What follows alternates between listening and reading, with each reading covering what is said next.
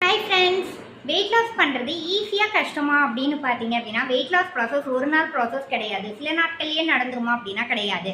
First நான் என்னுடைய weight loss process சொல்கிறேன். நான் வந்து 75 கேஜியில் இருந்தேன். இப்போ நான் என்னத்தில் இருக்கேன், என்ன வெயிட்டில் இருக்கேங்கிறத நான் இந்த வீடியோ எண்டில் வந்து ஷேர் பண்ணுறேன்.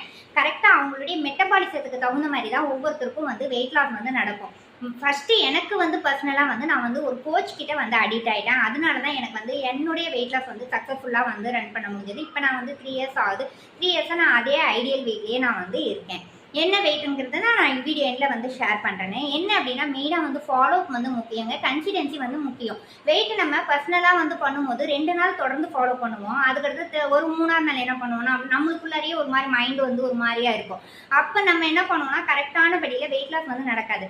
கோச் கைடுன்னு வந்து ஏன் சொல்கிறோம் அப்படின்னா, அவங்க கரெக்டாக நம்மளுடைய மானிட்டர் செக் பண்ணுவாங்க. அதுக்கு தகுந்த மாதிரி அவங்க வந்து நம்மளுக்கு நியூட்ரிஷன் வந்து வெயிட் லாஸ் ப்ரோக்ராம் வந்து கொடுப்பாங்க.